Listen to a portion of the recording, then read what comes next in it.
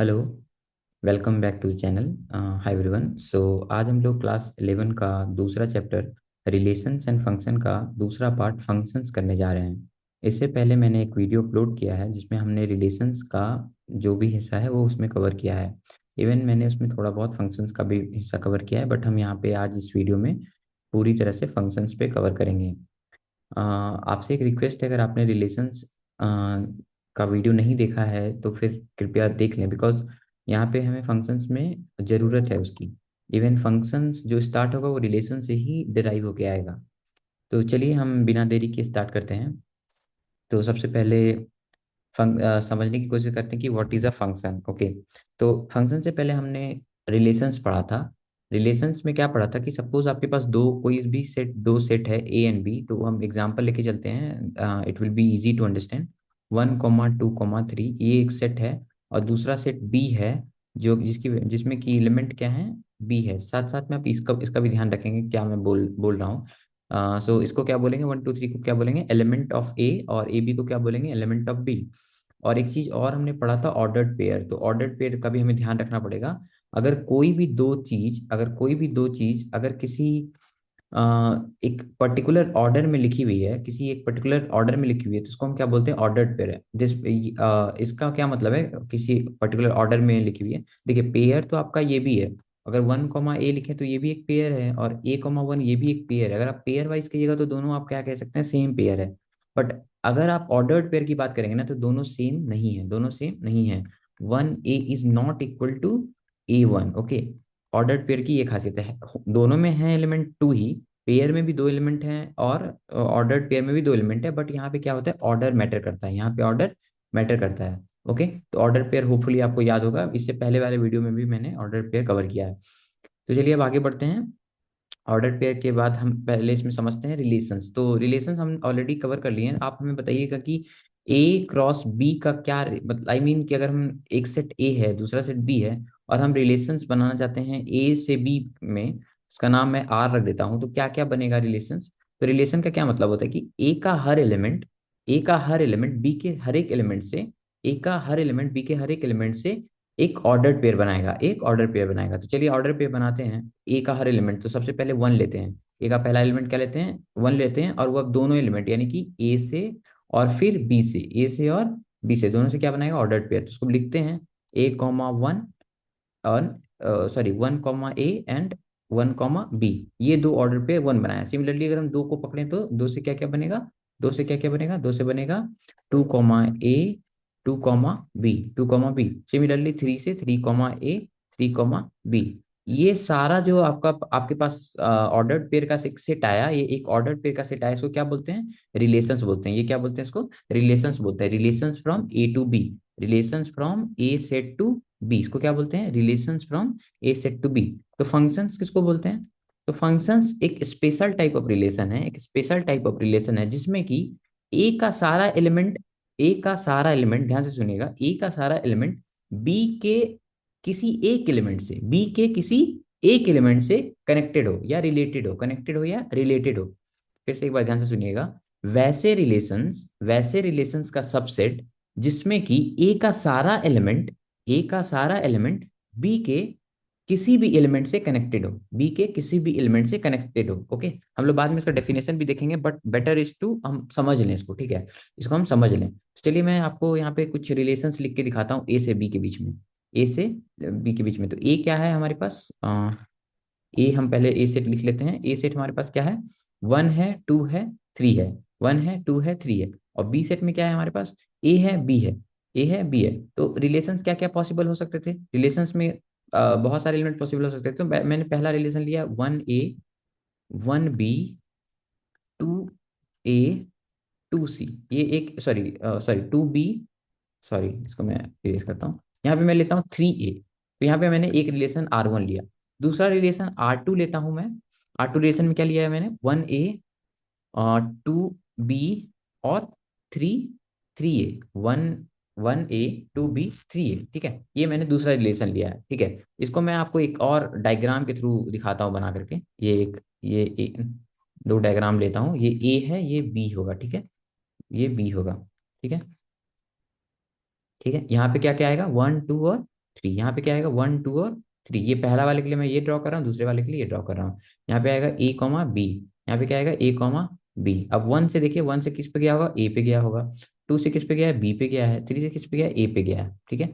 Similarly फिर यहाँ पे कैसे गया होगा, 1 से ए पे गया है, 1 से बी पे भी गया है, 2 से ए पे गया है, और 3 से ए पे गया है। ठीक है। तो अब ये दो रिलेशंस मैंने आपके सामने यहाँ पे ड्रॉ किए। लेकिन मैंने फंक्शंस के डेफिनेशन में क्या बताया था, फंक्शंस वैसे रिलेशंस को बोलते हैं, वैसे रिलेशंस को बोलते हैं जो कि जिसमें कि ए का सारा एलिमेंट आ जाए, ए का सारा एलिमेंट आ जाए, और ए का जो एलिमेंट आएगा वो बी के किसी एक एलिमेंट से कनेक्टेड होगा, किसी एक एलिमेंट से। जैसे 1 यहाँ पे आया है तो वो सिर्फ एक एलिमेंट ए से कनेक्टेड है, 2 यहाँ आया है तो सिर्फ एक एलिमेंट बी से कनेक्टेड है, 3 यहाँ पे आया है तो 3 सिर्फ एक एलिमेंट ए से कनेक्टेड है। बट अगर आप पहले केस में देखिएगा तो पहले केस में ए सिर्फ एक एलिमेंट से कनेक्टेड नहीं है, 1 से भी, ए से भी कनेक्टेड है, बी से भी कनेक्टेड है। यानी कि ये मेरा फंक्शन नहीं कहलाएगा, ये मेरा फंक्शन नहीं कहलाएगा, जबकि ये हमारा फंक्शन कहलाएगा। दूसरा वाला रिलेशन क्या कहलाएगा, दूसरा वाला रिलेशन हमें हमें फंक्शन कहलाएगा, पहला वाला हमारा फंक्शन नहीं कहलाएगा। क्यों नहीं कहलाएगा, क्योंकि इसमें ए का सारे एलिमेंट तो है, लेकिन ए का एक एलिमेंट किसी बी के किसी दो एलिमेंट से कवर्ड है, बी के किसी दो एलिमेंट से कवर्ड है, ए से भी कनेक्टेड है और बी से भी कनेक्टेड है। तो ये हमारा पहला वाला रिलेशन हमारा फंक्शन नहीं कहलाएगा, दूसरा वाला हमारा क्या कहलाएगा, फंक्शंस कहलाएगा। तो चलिए हम इसका डेफिनेशन भी नोट कर लेते हैं साथ साथ में। होपफुली आपको ये इसमें कॉन्सेप्ट वाइज ये क्लियर हो गया होगा कि कैसे रिलेशंस को फंक्शन कहेंगे। तो चलिए हम लोग इसके डेफिनेशन को लिखते हैं। इसका डेफिनेशन क्या है कि a relation f a relation f from एक रिलेशन का नाम दिया हुआ है f, a relation from f from a set a to set b is said to be is said to be is said to be function said to be a function if every element in set A, if every element in a set A has one has one and only one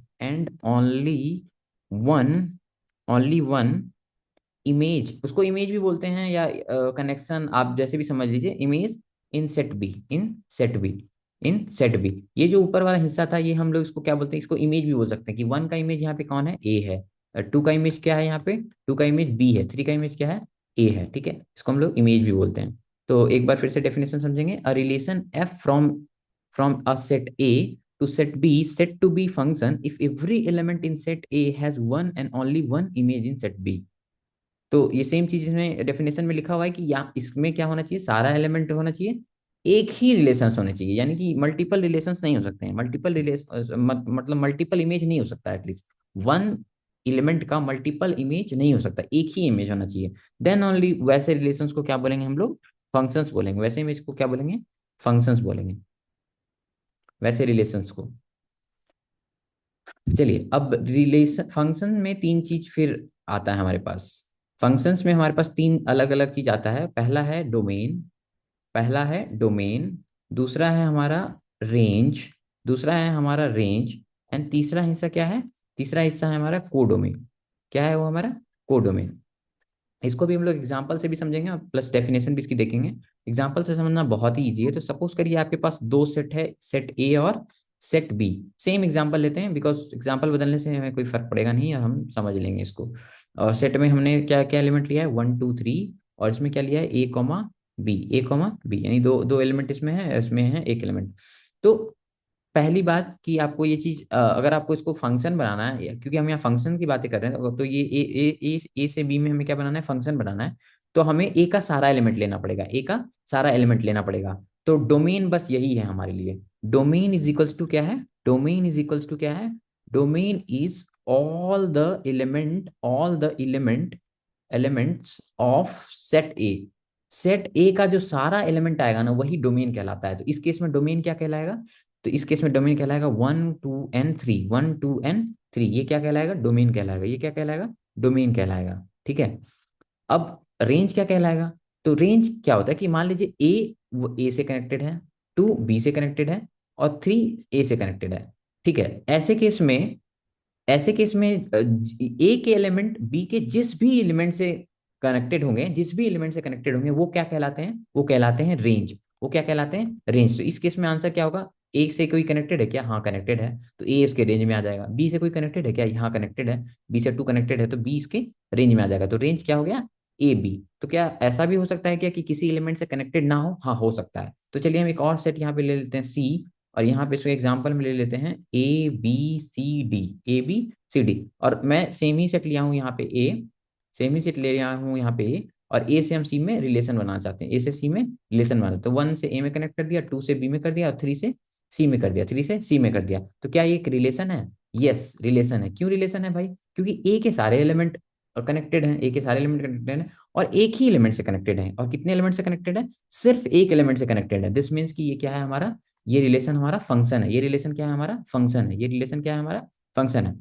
तो अब यहाँ पे, अब इस case में अगर हम domain की बात करें तो डोमेन क्या हो जाएगा, तो डोमेन इस केस में भी क्या आ जाएगा, 1, 2, 3। रेंज क्या आ जाएगा, तो रेंज मैंने बताया अभी तुरंत कि सेट बी का या सेट सी यहाँ पे है, तो जिस दूसरे सेट का जिस जिस एलिमेंट से कोई भी एलिमेंट कनेक्टेड हो सेट ए का, तो कौन कौन सा एलिमेंट कनेक्टेड है भाई, तो ए कनेक्टेड है, बी कनेक्टेड है, सी कनेक्टेड है। क्या डी कनेक्टेड है, नहीं है, डी कनेक्टेड नहीं है, डी कनेक्टेड नहीं है। तो ये क्या कहलाएगा, हमारा रेंज कहलाएगा। डी जिन सब एलिमेंट से कनेक्टेड है वो रेंज कहलाएगा। ठीक है। थर्ड पार्ट पे आते हैं कोडोमेन, थर्ड पार्ट पे आते हैं कोडोमेन, थर्ड पार्ट पे आते हैं हम लोग कोडोमेन, कोडोमेन। ठीक है। तो कोडोमेन क्या है बेसिकली, जो अभी हम लोग देख रहे थे कि हमारे पास दूसरा सेट सी था, सेट सी में क्या क्या एलिमेंट है भाई, सेट सी में एलिमेंट है ए comma B comma C comma D, ए comma B comma C comma D. लेकिन इसका जो जो रिलेशन बना था, जो सॉरी जो फंक्शन बना था, उसमें जो रेंज आया था, उसमें रेंज में वैल्यू क्या आई थी, ए कॉमा बी कॉमा सी, ए कॉमा बी कॉमा सी। तो यानी कि डी उसमें से छूट गया था, डी हमारा नहीं था उसमें, डी हमारा नहीं, क्यों नहीं था, क्योंकि ए का कोई एलिमेंट डी से कनेक्टेड नहीं था, या डी डी डी किसी भी एलिमेंट का इमेज नहीं था, डी किसी भी एलिमेंट का इमेज नहीं था। तो वैसे में वो उसमें रेंज में नहीं आएगा, वो उसके रेंज में नहीं आएगा। लेकिन को डोमेन में हमें ये चीज नहीं देखना है, हम सीधा इसमें सिर्फ देखेंगे जो भी सी में प्रेजेंट है वो उसके क्या आएगा, वो को डोमेन में आएगा, जो भी सी में प्रेजेंट है। जैसे डोमेन के लिए हम सिर्फ ए में देखते हैं, ए में सारे एलिमेंट को देखते हैं, तो सिमिलरली को डोमेन के लिए हमें कुछ और नहीं देखना है। जो भी एलिमेंट बी सेट दूसरे सेट में प्रेजेंट है, वो क्या आएगा, उस फंक्शन का को डोमेन कहलाएगा, उस फंक्शन का क्या कहलाएगा, को डोमेन कहलाएगा। आई होप आप समझ गए होंगे। एक और एग्जांपल लेके मैं थोड़ा समझाता हूँ आपको। इस बार हमने सेट ए में लिया है एग्जांपल के फॉर्म में, ब्लू कलर ले रहा हूँ इस बार, ठीक है, blue red and green, green. तो हमने तीन कलर ले लिया है ए में, ठीक है। और बी सेट में हमने क्या ले लिया है, बी सेट में नंबर ले लेता हूँ, ठीक है, नंबर ले लेता हूँ 1, 2, 3, 4, 5, ठीक है। अब हम ब्लू को कनेक्ट करते हैं, तो हमें अगर फंक्शन बनाना है तो हमें एक ही एलिमेंट से कनेक्ट करना पड़ेगा। रेड को हम करते हैं 3 से कनेक्ट, और ग्रीन को करते हैं हम 1 से कनेक्ट, ठीक है। ग्रीन को किया हमने 1 से कनेक्ट। तो आप लोग बताइएगा, कमेंट करिए कि डोमेन क्या होना चाहिए यहाँ पे, डोमेन क्या होना चाहिए। तो डोमेन यहाँ पे क्या होना चाहिए, डोमेन यहाँ पे होना चाहिए सेट ए में जो भी एलिमेंट आया है, सेट ए में जो भी एलिमेंट आया है उसको हम क्या बोलेंगे, डोमेन कहेंगे, उसको क्या बोलेंगे हम, डोमेन। तो डोमेन में यहाँ क्या आ जाएगा, blue red and green, blue red and green. Range में क्या आएगा, रेंज में क्या आएगा, तो रेंज में मैंने आपको बताया था कि जिनसे भी कोई भी इमेज, मतलब आई मीन बी में अगर कोई एलिमेंट जो किसी भी एलिमेंट ए का इमेज हो, किसी भी एलिमेंट ए का इमेज हो, तो वन इमेज है क्या, हाँ है, टू है क्या, हाँ है, थ्री है क्या, हाँ है, तो 1, 2, 3 क्या आएगा, रेंज आएगा। तो 1, 2, 3 क्या आएगा, रेंज आएगा इस फंक्शन का। अगर इस फंक्शन का नाम हम दें, इस फंक्शन का हम क्या नाम दे देते हैं, फंक्शन एफ। कहाँ से कहाँ तक है भाई, ए से बी है। फंक्शन किसमें किसमें है, सेट ए से सेट बी में, तो इसी तरह रिप्रेजेंट करते हैं इसको, function F from A to B, function A F, function F from A to B. Codomain क्या आएगा, कोडोमेन, कोडोमेन मैंने अभी तुरंत समझाया था, कोडोमेन बताया था कि जो भी बी सेट में एलिमेंट आएगा वो सारा कोडोमेन में आ जाएगा। तो ए 1 है, 2 है, 3 है, 4 है एंड 5 है, 1 है, 2 है, 3 है, 4 एंड 5 है, 1 है, 2 एंड 3 एंड 4। ये सारा क्या कहलाएगा, ये सारा कहलाएगा कोडोमेन, ये सारा क्या कहलाएगा, codomain of this function, codomain of this function. तो इसे ये लोग डोमेन कह रहा था, डोमेन ऑफ दिस फंक्शन, मतलब यही दोनों सेम ही लिखा हुआ है मैंने यहाँ पे, यहाँ ये दोनों सेम ही लिखा हुआ है, domain of this function range of this function and code domain of this function. ठीक है, आई होप आपको ये समझ में आ गया होगा। आई होप ये आपको कोड डोमेन डोमेन और रेंज समझ में आ गया होगा। अब हम लोग आगे बढ़ सकते हैं और इसके प्रॉब्लम्स हम लोग करेंगे जब हम लोग आगे जब नेक्स्ट चैप्टर में, सॉरी नेक्स्ट एक्सरसाइज में बढ़ेंगे तो हम इसके प्रॉब्लम्स करेंगे, तो वहां से और भी क्लियर हो जाएगा। बट आई होप अभी भी क्लियर हो गया होगा। अच्छा, अब एक बहुत ही इंपॉर्टेंट सेक्शन आने वाला है आपके इस चैप्टर में। वो सेक्शन है आपका सम फंक्शंस एंड देयर ग्राफ्स। तो बेसिकली ग्राफ इंपॉर्टेंट पार्ट है, ठीक है। अभी हम लोग जो पढ़ने जा रहे हैं वो क्या है, some functions and their graph, and their graphs. Okay, okay, some functions and their graph. तो यहाँ पे एक बहुत ही इंपॉर्टेंट, बेसिकली जो ग्राफ अब इंट्रोड्यूस हो रहा है ना, तो ये काफी आपको हेल्प करने जा रहा है आपके प्रॉब्लम सॉल्विंग में। इवन जो बहुत सारी कॉम्प्लेक्स प्रॉब्लम होगा उसको हम ग्राफ के थ्रू बहुत ही इजीली और बहुत ही कम टाइम में सॉल्व कर सकते हैं। जो कि आप थ्योरेटिकली सॉल्व करने जाइएगा तो it will take some time. ऐसा नहीं है कि जो चीज़ ग्राफ से सॉल्व हो रहा है थ्योरेटिकली सॉल्व नहीं होगा, बट हाँ ग्राफ से वो प्रॉब्लम थोड़ा इजीली सॉल्व हो सकता है, ठीक है। तो चलिए हम लोग इसमें बिना देरी के स्टार्ट करते हैं। आई होप कि आप लोगों को एक चीज तो पता होगा कि लीनियर फंक्शंस का ग्राफ कैसे बनाते हैं। आई होप ये चीज आपको क्लियर होगा कि एक जो जो हम लोग टेंथ में ये पढ़े थे, y is equals to x plus something, या फिर y is equals to a x plus c, ये अगर रहे तो आप इसका ग्राफ कैसे बनाते हैं। अगर नहीं क्लियर है तो भी पैनिक की कोई बात नहीं है, हम लोग इसको समझ लेंगे, ठीक है। तो ग्राफ समझने से पहले हमें तीन चीज समझना पड़ेगा। पहला है एक्स एक्सिस, पहला है एक्स एक्सिस, दूसरा है वाई एक्सिस, और तीसरा है कोऑर्डिनेट एक्सिस। कोऑर्डिनेट एक्सिस, ठीक है। तीसरा क्या है, कोऑर्डिनेट एक्सिस। तो ये तीनों चीज समझना पड़ेगा हमें आगे बढ़ने से पहले। अगर हमें इन चीजों की क्लियरिटी नहीं रहेगी तो इट विल बी टफ कि हम इसको समझ पाए, ठीक है। तो उसके लिए आप मुझे एक सेकेंड दीजिए, मैं ड्रॉ करता हूँ यहाँ पे एक लाइन के के ओके, ये मैंने एक लाइन ड्रॉ कर दी। दूसरा लाइन में ड्रॉ करता हूँ उसको मैं ऐसे। Yes, yes. तो ये मैंने दो लाइन आपको ड्रॉ कर दी, ठीक है। अब मैं पेन ले लेता हूँ, back to the pen, okay. जो मैंने अब ये दो लाइन ड्रॉ करी है ना, इस दो यहाँ पे, अच्छा कुछ कुछ चीज है जो कि आपको और भी यहाँ पे पता रखना पड़ेगा। इस पॉइंट को बोलते हैं ओरिजिन, इस पॉइंट को क्या बोलते हैं, ओरिजिन। जिसका की कोऑर्डिनेट होता है 0,0, इस पॉइंट को क्या बोलते हैं, ओरिजिन।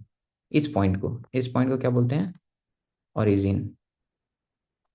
इस पॉइंट को क्या बोलते हैं, ओरिजिन। इसका कोऑर्डिनेट मतलब इसकी वैल्यू क्या होती है, 0,0। इस लाइन को बोलते हैं एक्स एक्सिस, इस लाइन को क्या बोलते हैं हम लोग, एक्स एक्सिस। इस लाइन को बोलते हैं हम लोग वाई एक्सिस, इस लाइन को क्या बोलते हैं हम लोग, वाई एक्सिस। इस लाइन को क्या बोलते हैं हम लोग, वाई एक्सिस। और इस पॉइंट को क्या बोलते हैं, ऑरिजिन। और ये पूरा जो आप स्ट्रक्चर देख रहे हैं ना, इस पूरे स्ट्रक्चर को बोलते हैं कोऑर्डिनेट कोऑर्डिनेट एक्सिस। उस पूरे स्ट्रक्चर को क्या बोलते हैं, कोऑर्डिनेट एक्सिस। इस पूरे स्ट्रक्चर को क्या बोलते हैं, कोऑर्डिनेट एक्सिस।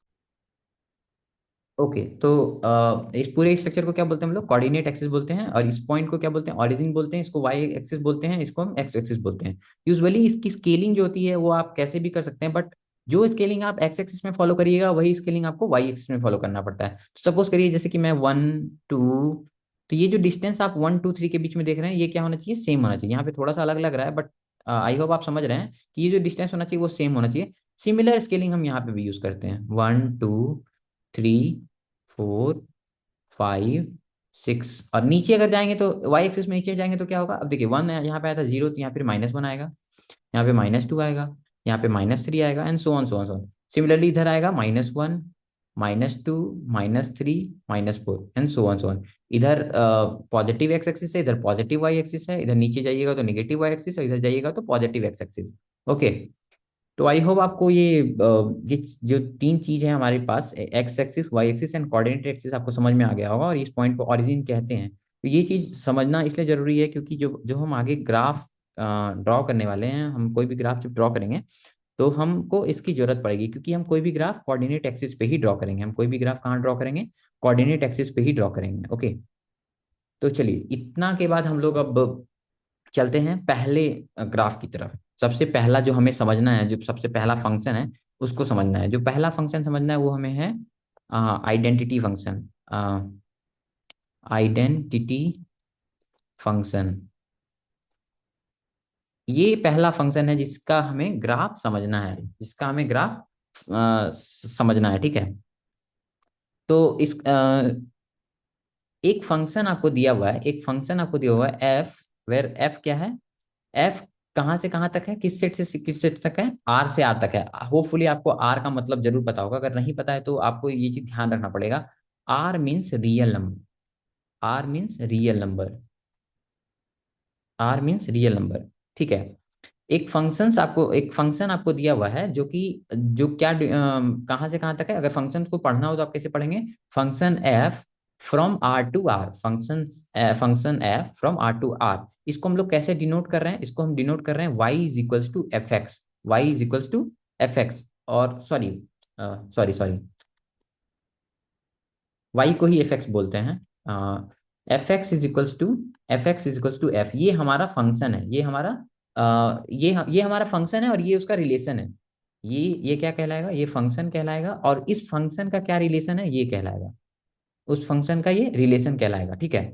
एक चीज और ध्यान में रखना होगा कि एफ एक्स को ही हम लोग वाई के फॉर्म में रिप्रेजेंट करते हैं, एफ एक्स को ही हम लोग वाई के फॉर्म में रिप्रेजेंट कर सकते हैं। तो हम इस रिलेशन को ऐसा दिखा सकते हैं, Y is equals to X, हम इस रिलेशन को क्या दिखा सकते हैं, वाई इक्वल टू एक्स। तो ओवरऑल फंक्शन क्या है, फंक्शन है F from real number to real number, ठीक है। और उसके बाद आपका ये आपका यहाँ पे इसको रिप्रेजेंट करते हैं F X equals to Y, और इसी को हम बोल रहे हैं, इस रिलेशन को हम लोग बोल रहे हैं F X equals to Y, ठीक है। अब यहाँ पे हम लोग थोड़ा सा ब्रेक लेंगे, ब्रेक में हम, ब्रेक लेने का मतलब है कि हम ड्रॉ करने से पहले समझेंगे कि एक्चुअली में इसका मीनिंग क्या है, इसका मीनिंग क्या है, इसका मीनिंग क्या है, और ये क्या हम जो टेंथ में पढ़े थे उसे रिलेट कर सकते हैं क्या, ऑब्वियसली रिलेट कर सकते हैं, इसलिए मैं यहाँ पे आपको बोल रहा हूँ, समझिए आप इस चीज को। आप पहले अगर आपको इस तरह से कुछ दिया हुआ है, इससे आप क्या समझते हैं। सबसे जरूरी चीज है इस चीज को समझना कि अगर आपको कोई लिख दिया कि ये है भाई, आपका ये है फंक्शन, तो आप इसे क्या समझ रहे हैं, आपको इसे ये समझना है कि ये वाला हिस्सा क्या कहलाता है, ये वाला हिस्सा कहलाता है डोमेन, ये वाला क्या हिस्सा कहलाता है, डोमेन। ये वाला हिस्सा क्या कहलाएगा, ये वाला हिस्सा कहलाएगा कोडोमेन, क्या कहलाएगा, कोडोमेन, ठीक है। और ये एफ, तो एफ स्टैंड फॉर फंक्शन ही है, ये एफ स्टैंड फॉर फंक्शन ही है।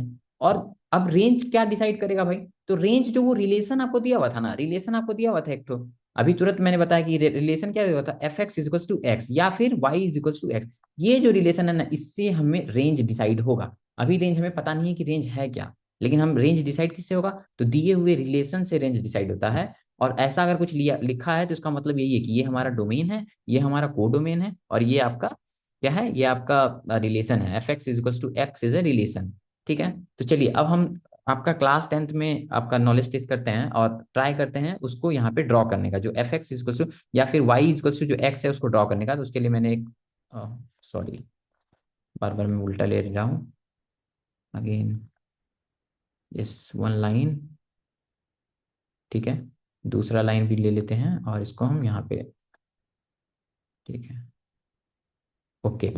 तो ये हमने एक कोऑर्डिनेट एक्सिस बनाने की कोशिश करी है, इसको भी बड़ा कर लेते हैं तो अच्छा रहेगा हमारे लिए, ओके। तो ये हमारा कोऑर्डिनेट एक्सिस रेडी है। अब हम इस पे क्या कोशिश करेंगे, हम इस पे कोशिश करेंगे y is equals to x draw करने का। इसी को हम लोग ऊपर में क्या लिख रहे हैं, F x is equals to x. तो आप इसमें कंफ्यूज नहीं होगा, दोनों चीज क्या है, सेम है, दोनों चीज क्या है, सेम है। ये क्या कहला, इसको क्या बोलते हैं, एक्स एक्सिस, इसको क्या बोलते हैं, वाई एक्सिस, ओके। इसको क्या बोलते हैं, एक्स एक्सिस, इसको क्या बोलते हैं, एक्स एक्सिस। यहाँ पे क्या पॉइंट आएगा, यहाँ पे आएगा ओरिजिन, जो कि 0,0 से रिप्रेजेंट करते हैं। तो y इक्वल टू एक्स का क्या मतलब है कि हमें हर बार y की वैल्यू निकालनी है, हर एक x के लिए। x क्या है भाई, अब x, x हम क्या रख सकते हैं, यहाँ पे आपकी टेस्टिंग है, x क्या रख सकते हैं, तो x में हम वो हर वैल्यू रख सकते हैं जो डोमेन में आ रहा है, जो हमारे डोमेन में आ रहा है। और डोमेन में आ क्या रहा है, डोमेन में आ रहा है हमारा रियल नंबर। रियल नंबर मतलब वैसी कोई भी वैसा कोई भी नंबर जो इस नंबर लाइन पे आए, वैसा कोई भी नंबर जो इस नंबर लाइन पे आए, उसको हम क्या कर सकते हैं, उसको हम इस फंक्शन, उस रिलेशन में रख सकते हैं x के बदले में। तो चलिए अब हम लोग एक थोड़ा सा, ये टेंथ का मैं आपका नॉलेज यूज कर रहा हूँ एक्चुअली ड्रॉ करने के लिए, ये वाला ग्राफ टेंथ में हम ऐसे ही ड्रॉ करते थे ग्राफ को, आपको अगर याद हो तो ये x है, आपका y है। चलिए x की वैल्यू आप रखिए, सबसे पहले 1 रखिए, तो y की वैल्यू क्या हो जाएगी, 1 आ जाएगी। x की वैल्यू -1 रखिएगा तो इसकी वैल्यू -1 आ जाएगी। अरे दोनों की वैल्यू सेम है तो यहाँ जो भी रखेंगे ऊपर में वही नीचे में आ जाएगी, सॉरी यहाँ 2, यहाँ पे 3 रखेंगे तो यहाँ पे भी 3 आ जाएगी, यहाँ पे -2 रखेंगे तो यहाँ पे भी -2, यानी कि जो वैल्यू एक्स की होगी वही वैल्यू वाई की होगी। तो चलिए अब ड्रॉ करने की कोशिश करते हैं। तो ये बेसिकली एक चीज आपको यहाँ पे नोट करना है कि ये जो है आपका आइडेंटिटी फंक्शन, ये एक लीनियर फंक्शन है। ओके, ये एक लीनियर फंक्शन है, यानी कि एक स्ट्रेट लाइन होने वाला है। क्या होने वाला है? Straight line. और अगर कोई भी स्ट्रेट लाइन को ड्रॉ करने के लिए आपको मिनिमम कितने पॉइंट चाहिए होंगे? 2 पॉइंट। कितने पॉइंट चाहिए होंगे? 2 पॉइंट। एक और पॉइंट यहाँ पे ले लेते हैं, 0,0। हमने बहुत सारे पॉइंट ले लिए, हमें 2 ही पॉइंट की जरूरत थी। तो यानी कि ये जो जो आपका जो फंक्शन है, इसका जो ग्राफ है, वो किस किस पॉइंट से गुजरेगा? 0,0 से गुजरेगा, यस गुजरेगा। 1,1 से गुजरेगा तो 1 वहाँ होगा यहाँ।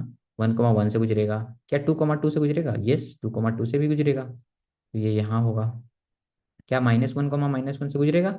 यस, -1,-1 से गुजरेगा। इतना हमारे लिए इनफ है। हम यहाँ पे एक लाइन लेते हैं और हम इसको ड्रॉ कर लेते हैं। Okay, okay, okay, okay, okay, okay, okay, okay. Yes, may be ये पॉइंट थोड़ा सा इधर उधर हो गया, we will ignore it, but it's okay. तो हम यहाँ पे फिर से पेन लेते हैं और यहाँ पे इस पॉइंट को सही कर लेते हैं। यहाँ पे क्या होगा? 2,2 पॉइंट होगा, 1,1 पॉइंट होगा, एंड यहाँ पे क्या होगा? -1, -1 पॉइंट होगा। तो ये जो आप लाइन देख रहे हैं, ये लाइन जो देख रहे हैं, जो दोनों, ये लाइन नहीं, ये रे होगा एक तरह से, नॉट रे, सॉरी, ये लाइन होगा जो कि दोनों साइड में बढ़ेगा अपना। दोनों साइड में कहाँ से कहाँ तक जाएगा? क्योंकि देखिए, रेंज की वैल्यू क्या है? रेंज की वैल्यू आपको यहाँ से लेकर के यहाँ, मतलब पूरा रेंज है ये आपका। इधर भी है, इधर भी है, और इधर भी है रेंज आपका। यानी कि -इन्फिनिटी से कितना है? इन्फिनिटी तक है आपका रेंज। -इन्फिनिटी से क्या कितना है? -इन्फिनिटी से इन्फिनिटी तक है। अच्छा, यहाँ पे आप एक चीज नोटिस करिएगा कि मैंने यहाँ पे इसको ओपन ब्रैकेट में क्यों किया। क्या हम -इन्फिनिटी से इन्फिनिटी को ऐसे क्लोज ब्रैकेट में कर सकते हैं क्या?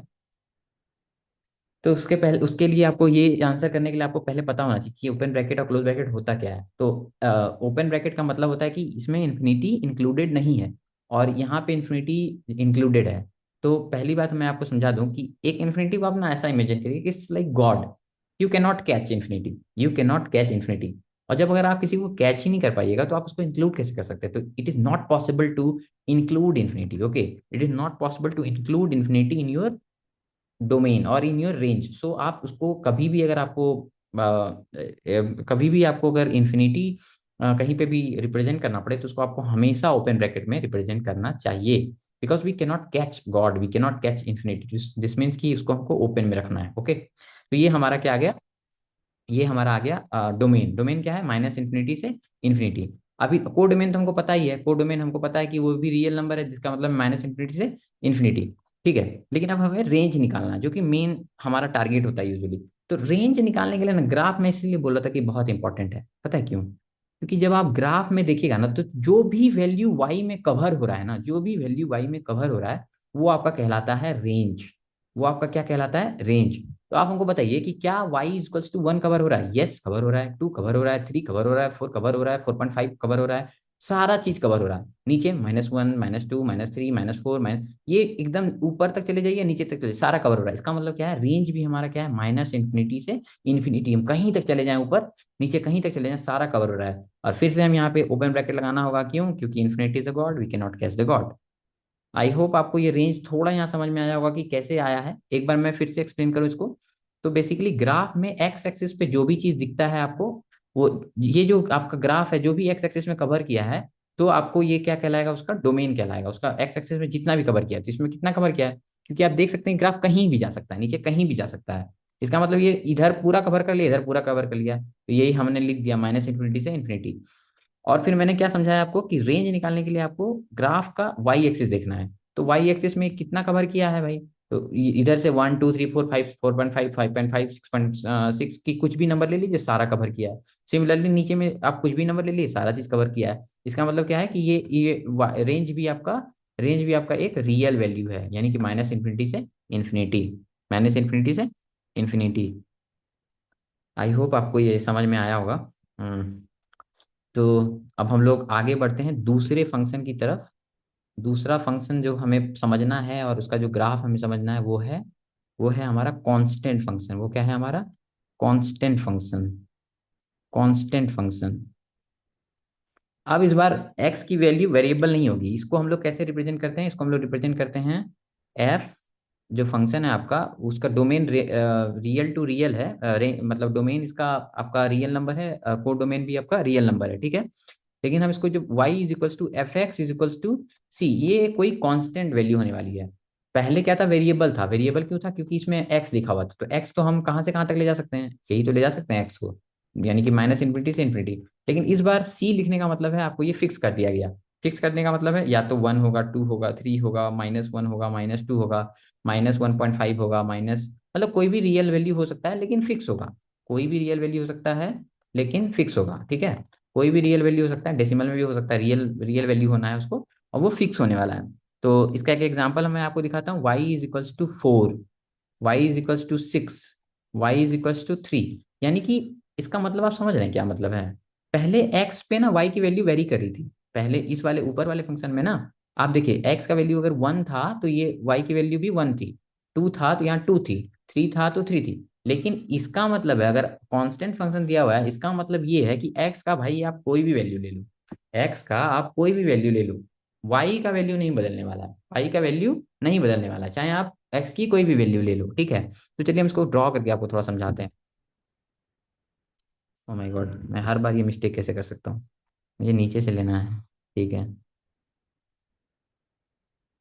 इसमें साइड से लेना है। ओके। तो इसमें अब मैं बार बार ये चीज अभी लिख रहा हूँ, अभी आपको समझ में जब तक नहीं आएगा तब तक लिखूंगा। इसको एक्स एक्सिस बोलते हैं, इसको वाई एक्सिस बोलते हैं, इसको ओरिजिन बोलते हैं। तो अच्छा, अब यहाँ पे हम पहला एग्जांपल लेते हैं y इक्वल्स टू 4 का। तो इसका मैंने क्या बोला कि y की वैल्यू कांस्टेंट रहने वाली है। y की वैल्यू कांस्टेंट रहने वाली, क्या रहने वाली? 4। चाहे आप x की कोई भी वैल्यू बदल दो, तो x की क्या वैल्यू रख सकते हैं भाई? x है मेरा f(r)(r), ये मेरा फंक्शन है, तो x की हम वो वैल्यू रखते हैं जो यहाँ पे आता है। तो x यहाँ पे क्या आया है? यहाँ आया है रियल नंबर, यानी कि एक्स एक्सिस पे कोई भी वैल्यू हम रख सकते हैं। तो चलिए भाई, यहाँ पे कुछ भी वैल्यू होगा एक्स पे, हमको मतलब नहीं है। यहाँ पे वाई का वैल्यू क्या होने वाला है? यहाँ पे वाई का वैल्यू 4 होने वाला है, ये रहा 4, ये होने वाला है। यहाँ पे कुछ भी एक्स हो, वाई का वैल्यू 4 होने वाला है, कुछ भी हो 4 होने वाला है, कुछ भी हो 4 होने वाला है, कुछ भी हो 4 होने वाला है। एक्स का कुछ भी वैल्यू हो 4 होने वाला है। इसका मतलब आपको दिख रहा है, ये आपको एक स्ट्रेट लाइन बनता दिख रहा है। और वैसे तो 2 पॉइंट आ गया था, उसी से मैं क्लियर हो गया था, बट लेट्स सी, मैं आपको, ये हो गया, यही वो लाइन है, यही वो लाइन है जो कि हम ड्रॉ करना चाह रहे हैं, जो कि हम ड्रॉ करना चाह रहे हैं, ठीक है। इसमें सॉरी, इसको थोड़ा सीधा करना पड़ेगा। यस। तो यही वो लाइन है जिसको हम लोग ड्रॉ करना चाह रहे हैं, ठीक है, इसमें y इक्वल्स टू 4 में। तो अब हमको आप बताइएगा कि इसका डोमेन क्या आएगा, इस फंक्शन का, इस फंक्शन का डोमेन क्या आएगा? तो डोमेन वही आता है जो यहाँ पे रहता है, तो डोमेन तो सीधा आपको पता चल गया, आर। वो डोमेन क्या आएगा भाई? क्योंकि फंक्शन खुद ऐसा लिखा हुआ है तो आपको ये पता है ये कोडोमेन है, तो ये कोडोमेन आर। लेकिन रेंज क्या है?